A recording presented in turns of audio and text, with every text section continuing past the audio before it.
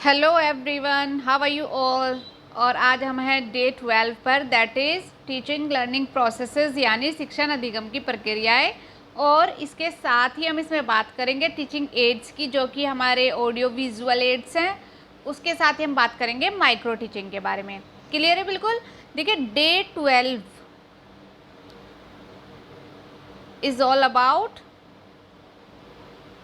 और यहाँ से जो क्वेश्चन आते हैं जनरली ऐसे ही आते हैं। एक टीचिंग एड से क्वेश्चंस बनता है, आइदर टीचिंग एड्स और आइदर फ्रॉम मतलब माइक्रो टीचिंग, दोनों को मिला के कोई भी कुछ भी पूछा जा सकता है। और एक क्वेश्चन जनरली इस प्रोसेस से पूछा जाता है जिसमें हमारे सिद्धांत और कुछ प्रमुख नियम वगैरह आते हैं जो कि हम आगे डिस्कस करने वाले हैं। तो आप वीडियो पर एंड तक मेरे साथ बने रहिएगा, क्योंकि इस टॉपिक से आपके 2 क्वेश्चंस आज बिल्कुल क्लियर हो जाएंगे। और साथ ही जो चैनल पर नए हैं वो देखिए, चैनल को लाइक शेयर सब्सक्राइब जरूर कर लें। और जो इससे पहले वाले डेज देखना चाहते हैं वो अपना प्लेलिस्ट में जाके इससे पहले का पूरा सिलेबस देख सकते हैं। अब इसके बाद हमारे पास केवल कॉग्निशन वाला टॉपिक बचता है, और एक हमारा इमोशन, कॉग्निशन इमोशन को एक ही डे में कवर कर लेंगे, और एक मोटिवेशन लर्निंग का बचेगा, उसको एक दिन कवर कर लेंगे। एनसीएफ और नेशनल एजुकेशन पॉलिसी लास्ट वाले डे यानी डे 15 को हम लोग कवर कर लेंगे। इस हिसाब से हमारा पूरा syllabus A to Z CDP का पूरा कवर हो जाएगा। और इससे बाहर ना पेपर 1 में ना पेपर 2 में कुछ आने वाला है। आप इसको रिवाइज करते रहिएगा, अपने शॉर्ट नोट्स बना लीजिएगा, लास्ट टाइम पे वो रिवाइज करके चले जाइएगा बस। चलिए आगे बढ़ते हैं।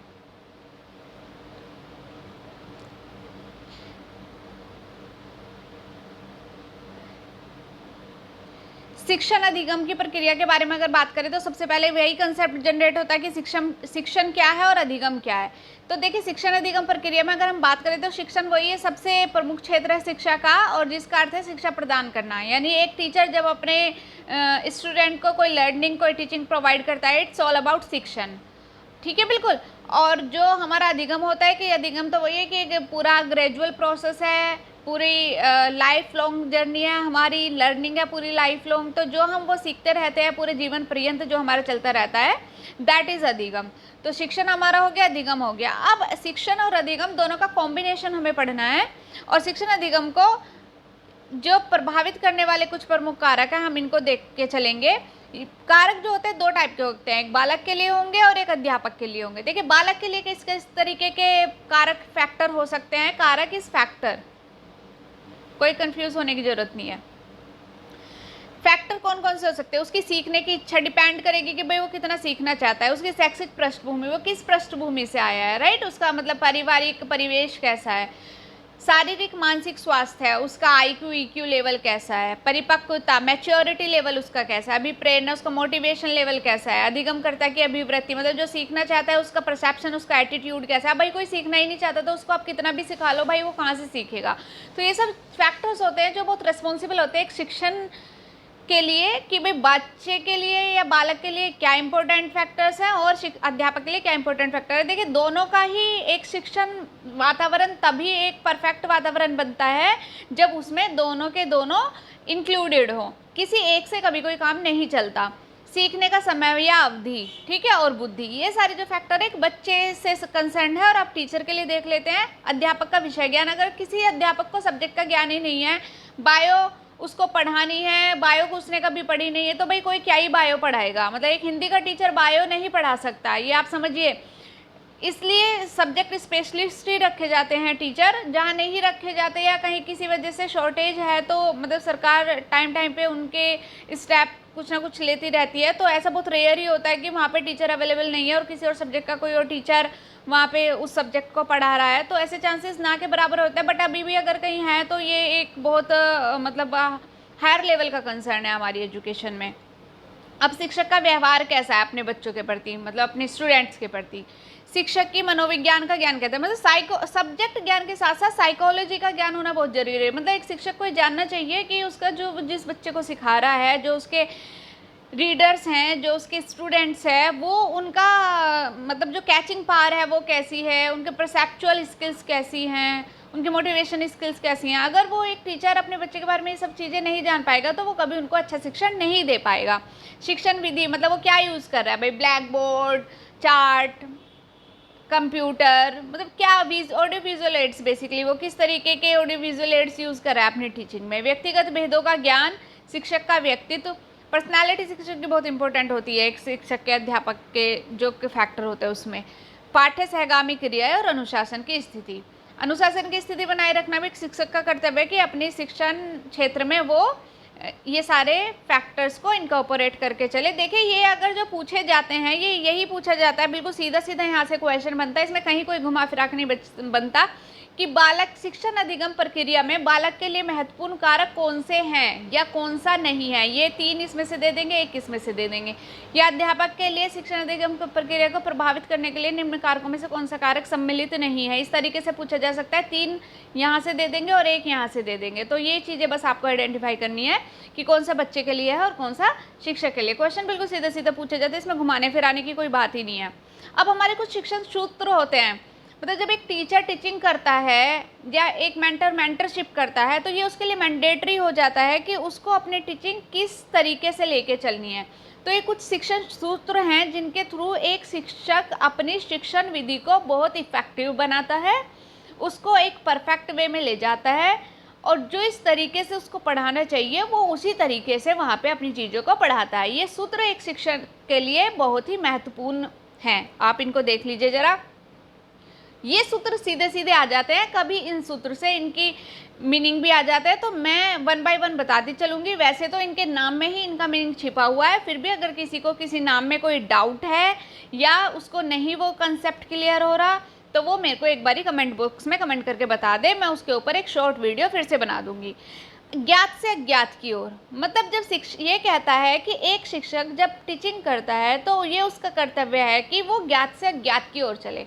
अब आप कहोगे जी अगर उसको ज्ञात ही है तो भाई अज्ञात की ओर उसको क्या ही ले जाना, नहीं ऐसा नहीं होता। मतलब ये ऐसा होता है कि वो कंसेप्ट एक पढ़ा रहा है तो उस कंसेप्ट से रिलेटेड कोशिश क्या करता है टीचर कि उसके पहले वो सोचता है कि इसके जो नॉन एस्पेक्ट है वो क्या हो सकते हैं एक बच्चे के लिए, वो जनरलाइज नॉन एस्पेक्ट वो निकालता है जिससे कि उसको वो टॉपिक फैमिलियर लगे और फिर वो उस चीज़ों को आगे ले जाता है। फॉर एग्जांपल अगर किसी बच्चे को सॉलिड लिक्विड गैस का कंसेप्ट क्लियर नहीं है तो एक टीचर उसको जो स्टार्ट करेगा वो सॉलिड को ऐसे बताएगा कि ये चौक है या फिर ये डस्टर है, लिक्विड ये वाटर का है, भाई ग्लास में कोई पानी रखा होगा, और गैस वो समझाने की कोशिश करेगा कि जो वातावरण में एग्जिस्ट करती हैं, हम कार्बन डाइऑक्साइड लेते हैं, ऑक्सीजन छोड़ते हैं, तो वो उस कंसेप्ट को फैमिलियर कराने की कोशिश करता है पहले नॉन पहलुओं से और फिर कोशिश करता है कि उन नॉन से वो अननोन की तरफ उनकी डेफिनेशन पे जाए, क्योंकि यहाँ से चीज़ें नॉन है लेकिन डेफिनेशन अभी उसके लिए अननोन है। तो यहाँ से जब वो अननोन की तरफ जाएगा तो that is the correct way of teaching. तो ज्ञात से अज्ञात की ओर एक टीचर का कर्तव्य है अपने स्टूडेंट्स को शिक्षण विधि के लिए ले जाना। सरल से कठिन और अगेन अगर पहले ही शिक्षक कठिन समस्याएं पहले ले आएगा, देखिए हम जब भी कोई प्रॉब्लम भी करते हैं मैथ में तो टीचर कोशिश करता है कि उसको पहले 2+2 ही वो अपने स्टूडेंट्स को पढ़ाए, तभी वो 21 × 21 पे आए। क्लियर है बिल्कुल।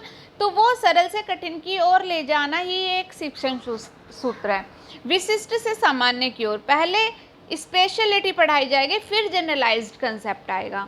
मूर्त से अमूर्त की ओर, शिक्षक कोशिश करता है कि पहले जो टचिंग चीज़ें हैं वो उनको उन कंसेप्ट से अपने स्टूडेंट्स को अवेयर कराए और फिर जो अब्स्ट्रैक्ट कंटेंट है जो कि वो नहीं उस तक पहुंच पाता आसानी से, तब वो एब्स्ट्रैक्ट कंटेंट पे आए। पहले ही वो एब्स्ट्रैक्ट पे आ जाएगा तो वहाँ बोरियत एक जनरेट हो जाती है उस टाइम पे क्लास में। तो इसलिए टीचर का कर्तव्य है कि वो मूर्त से अमूर्त की तरफ ही चले, विश्लेषण से संश्लेषण की ओर चले, बाल केंद्रित शिक्षा के अनुसार चले। जो चाइल्ड सेंटर्ड एजुकेशन हम पहले भी किसी डे में पढ़ के आए हैं, शायद 10th या 9th या 10th डे था, आप देख लीजिएगा। पूर्ण से अंश की ओर चले, मतलब कि पहले वो पूरा कंसेप्ट पढ़ाए, यानी अगर उसको हमारे बॉडी पार्ट्स पढ़ाने हैं तो वो पहले शरीर की संरचना पढ़ाए फिर ही वो उसके पार्ट्स पे आए। क्लियर है बिल्कुल। अब मनोवैज्ञानिक से तार्किक ओर की चले, मतलब पहले वो साइकोलॉजिकल एस्पेक्ट देखे चिल्ड्रन का, जब उसने साइकोलॉजिकल एस्पेक्ट देख लिया अब वो लॉजिकल की तरफ चले। अगर पहले ही शिक्षक लॉजिकल की तरफ चला जाएगा तो ये कंसेप्ट बिल्कुल ही उल्टा हो जाएगा और वहाँ चीज़ें स्टूडेंट्स को नहीं समझ में आएंगी। अब शिक्षण की कुछ प्रमुख विधियाँ हैं जो एक टीचर को अडॉप्ट करनी चाहिए। ये भाई बिल्कुल सीधा सीधा निगमनात्मक आगमनात्मक क्या है ये सीधा सीधा पूछ ली जाती है, संश्लेषणात्मक विश्लेषणात्मक क्या है, वस्तु विधि क्या है, दृष्टांत विधि क्या है, तो ये विधियां ही हैं जो मोस्ट इम्पोर्टेंट है, आप जरा इनको ध्यान से देखिएगा। निगमनात्मक और आगमनात्मक, ये क्या होता है कि छात्रों से उदाहरण देकर सामान्य नियम निकलवाया जाता है। तो जब नियम निकलवाए जाएंगे तो उसको निगमनात्मक विधि और आगमनात्मक विधि कहा जाता है। जैसे व्याकरण, व्याकरण में कोई भी स्ट्रक्चरिंग होगी, कुछ भी होगा, तो वो पहले क्या होगा कि एक नियम दिया जाएगा और फिर कहा जाएगा कि अब इस सेंटेंस को आप फ्रेम कीजिए। तो ये जो यूज़ होती है वो बेसिकली व्याकरण में ही यूज़ होती है। संश्लेषणात्मक और विश्लेषणात्मक इसी के ही जैसी है, और ये भी सेंटेंस स्ट्रक्चरिंग लाइक और ग्रामर में ही यूज़फुल है अधिकतर। पाठ्य वस्तु को उपस्थित ढंग यदि ऐसा है कि पहले अंगों का ज्ञान देकर तब पूर्ण वस्तु का ज्ञान कराया जाए तो उसे संश्लेषणात्मक विधि कहते हैं। यानी पहले पार्ट्स और फिर फुल पर आए, subject plus verb plus object is equal to sentence, तो ये हमारी संश्लेषणात्मक और विश्लेषणात्मक विधि है। अब वस्तु विधि क्या होती है? वस्तु विधि होती है कि मूर्त से मूर्त की ओर, यानी जो एग्जिस्टिंग है उससे एब्स्ट्रैक्ट की ओर। क्लियर है बिल्कुल? मतलब ये उस तरीके से कि मतलब जैसे शरीर से आत्मा की ओर, है ना। तो मतलब जिसको टच कर सकते हैं वो चीज़ें कंसेप्ट पहले पढ़ाए जाएं और जिसको टच नहीं कर सकते वो कंसेप्ट बाद में पढ़ाए जाएं। दृष्टांत विधि मतलब देखकर, इसकी क्लियर है ये तो बिल्कुल इसके नाम से ही। चित्र मानचित्र चित्रपट यानी ब्लैक बोर्ड पे जैसे चार्ट पेपर के थ्रू जो भी हमारे ऑब्जर्वेशन पैरामीटर है वो इसमें सब इंक्लूडेड होते हैं। तो जो देखकर पढ़ाया जाए या जिसको दिखाकर कि हाँ ये सामने ऑब्जेक्ट हैं उसको दिखाकर पढ़ाया जाए तो ये हमारी दृष्टांत विधि कहलाती है। कथन विधि और व्याख्यान विधि बेसिकली ये हमारे हायर क्लासेस में यूज़ होती हैं। जब हम ग्रेजुएशन लेवल पे चले जाते हैं तो वहाँ हमारे प्रोफेसर क्या करते हैं कि वो व्याख्यान विधि का ही सहारा लेते हैं। तो इस तरीके से ये हायर क्लासेस में यूज़ की जाती है।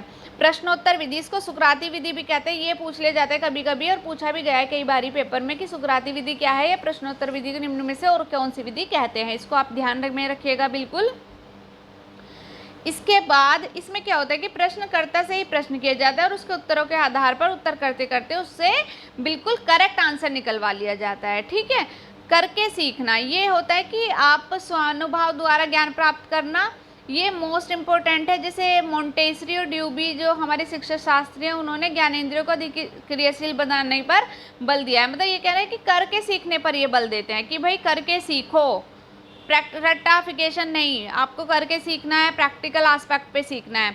शोध विधि, शोध विधि भी अगेन वही है कि हमारा जो रिसर्च ओरिएंटेड ये हमारी होती है। इस विधि में छात्रों को उपयुक्त वातावरण में रखकर किसी तथ्य को ढूंढने के लिए प्रेरित किया जाता है। प्रोजेक्ट विधि ये ड्यूवी और किलपैट्रिक ने दी थी, आपने नाम याद रखिएगा। ये भी मोस्ट इम्पोर्टेंट विधि है, ये हम पहले भी पढ़ चुके हैं तो इसमें कोई इतना कंफ्यूज होने की जरूरत नहीं है। ड्यूवी किलपैट्रिक योजना प्रोजेक्ट विधि के जो हैं प्रतिपादक हैं, इनके अनुसार ज्ञान प्राप्ति के लिए स्वाभाविक वातावरण अधिक उपयुक्त होता है। इस विधि से पढ़ाने के लिए पहले कोई समस्या ली जाती है और छात्रों द्वारा उठाई जाती है। उसी समस्या को हल करने के लिए उन्हीं के द्वारा योजना बनाई जाती है और उसको उसी वातावरण में पूर्ण किया जाता है। मतलब छात्र प्रॉब्लम उठाएंगे और उस प्रॉब्लम के सॉल्यूशन को फाइंड आउट करेंगे। अब डाल्टन योजना आ जाती है, कक्षा भवन में प्रयोगशाला का स्थान ले लेती है। मतलब प्योर प्रैक्टिकल जो होते हैं हमारे उस पर बेस होती है। ये विषय के अध्ययन के लिए पुस्तक, चित्र, मानचित्र, अन्य सामग्री, संदर्भ ग्रंथ है, मतलब वो संदर्भ के लिए हैं बस। विषय का विशेषज्ञ प्रयोगशाला में वो बैठा रहता है, वो जस्ट एक मेंटोर की तरह काम करता है और जो बच्चे हैं वो अपनी रुचि के अनुसार प्रयोगशालाओं में अपने प्रयोग जाकर पूरे करते हैं। ये हमारा 9th 10th 11th 12th graduation जो साइंस स्टूडेंट्स हैं वो इसको बहुत अच्छे से समझ रहे होंगे, या होम साइंस स्टूडेंट्स हैं, क्योंकि वो अधिकतर प्रैक्टिकल चीज़ों में पार्टिसिपेट करते रहते हैं अपनी क्लास में टाइम टू टाइम।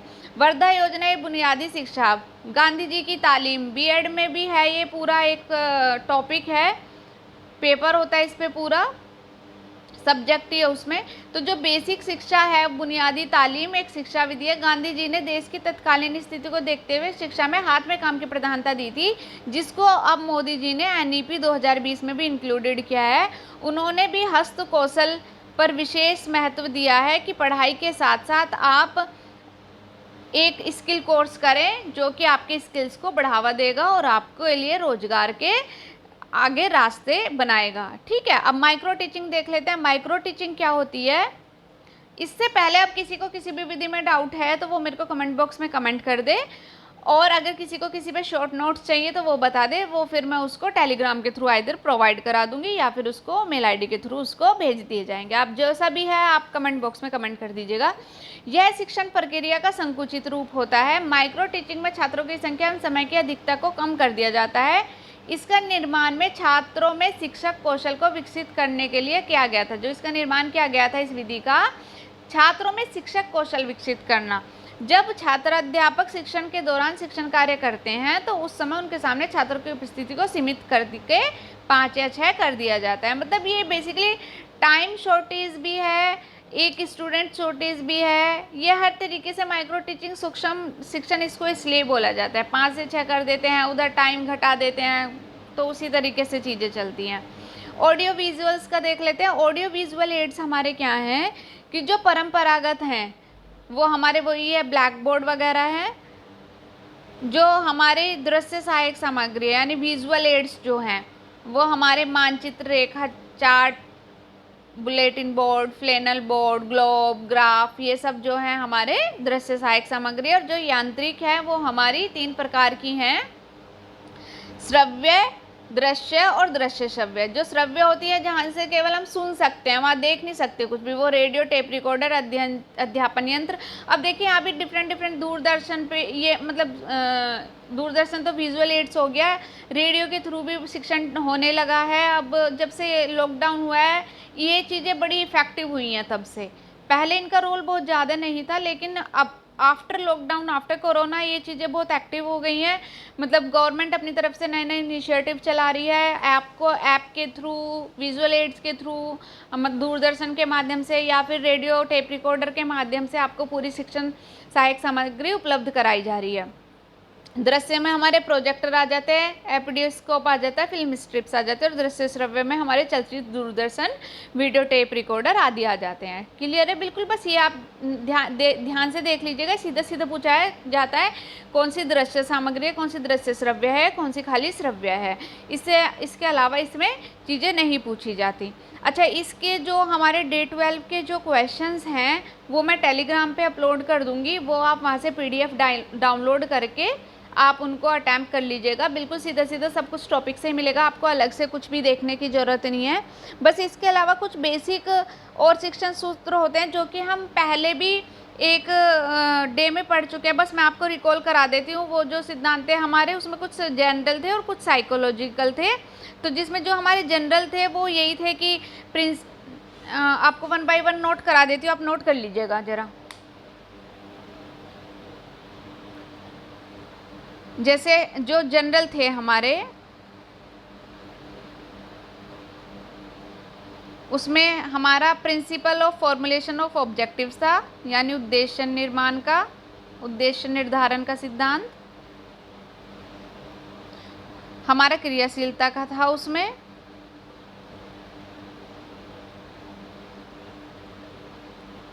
नोट करके चलिएगा आप।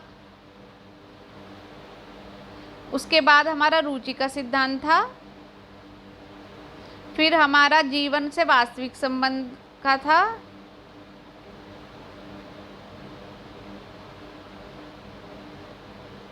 बाल केंद्रित सिद्धांत था, व्यक्तिगत विभिन्नता, जो भी हम पीछे वैसे पढ़ के आए हैं ना इसमें सब आ जाता है जनरल, पुनरावृत्ति, अनुकूल वातावरण, ये सब हमारे जनरल में आ जाते हैं। क्लियर है बिल्कुल? नोट कर लिए सबने? चलो अब जनरल के अलावा कुछ हमारे अन्य भी सिद्धांत है जिनको हम मनोवैज्ञानिक सिद्धांत या मानसिक क्रियाशीलता सिद्धांत भी बोलते हैं, उनको भी एक बार देख लेते हैं। आप ये नोट कर लीजिए जल्दी। चलिए मनोवैज्ञानिक सिद्धांत अब हम देखेंगे।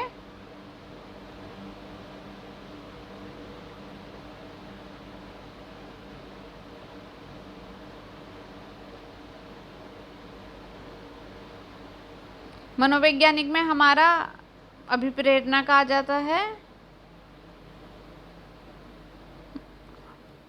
हमारा तत्परता का सिद्धांत आ जाता है। कल ही हमने पढ़ा था तत्परता, प्रतिपुष्टि, पुनर्बलन, ये सब पढ़े थे।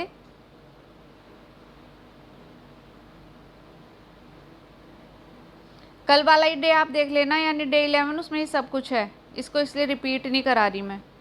सृजनात्मकता, स्व अधिगम यानी सेल्फ लर्निंग, और समूहगत्यात्मकता, ग्रुप डायनेमिक्स इसको बोलते हैं। कल वाला डे आप देख लीजिएगा, उसमें सारे शिक्षण के सिद्धांत है, क्योंकि पेडागोजी क्या है, इंटर रिलेटेड ऑफ कंसेप्ट का भी इसमें जो फैक्टर है वो एप्लीकेबल होता है। तो ये इंटर रिलेटेड कंसेप्ट्स हैं, तो उसको रिपीट करने का कोई फ़ायदा नहीं। जिन्होंने कल डे अटेम्प्ट करा था उनको सब समझ में आ गया होगा, लेकिन आज जिन्होंने कल डे अटेंड नहीं किया वो आज जाकर प्लेलिस्ट से कल वाला डे यानी डे 11 देख सकते हैं। वहाँ आपको ये सारा डिटेल में दिया हुआ है, आप उसको बहुत ध्यान से देख लीजिएगा। चलिए, अगर आपको उससे पीछे का पूरा देखना है तो आप डेज़, बाकी के डेज़ भी फॉलो कर लीजिएगा। इसके अलावा मैं आपको एक इम्पोर्टेंट मैसेज और दे देती हूँ साथ ही। देखिए, जो झारखंड आयोग है, झारखंड का जो PGTT-CE है, उसने PGT की वैकेंसी निकाली है, जिसमें जनरल और बैकलॉग दोनों हैं। अगर किसी को इसके लिए फॉर्म फिल करना है तो वो कर सकता है, और इसका डिटेल्ड जो नोटिफिकेशन है वो मैंने टेलीग्राम पे अपलोड में कर दिया है। आप उसको टेलीग्राम से जाकर डाउनलोड कर लीजिएगा। तो जो भी इसको वैकेंसी को स्किप नहीं करना चाहते और वहाँ पे उन्हें टीचर बनना है, PGT टीचर, तो देखिए अपनी सब्जेक्ट में जाके फॉर्म फिल कर सकते हैं। एक बार डिटेल्ड एडवर्टीजमेंट आप टेलीग्राम से डाउनलोड करके देख लीजिएगा और अपना टाइम से पहले अपना फॉर्म फिल कर दीजिएगा। साथ ही कल हम जब डे 13 में मिलेंगे तो हम इमोशन एंड कॉग्निशन टॉपिक के साथ मिलेंगे।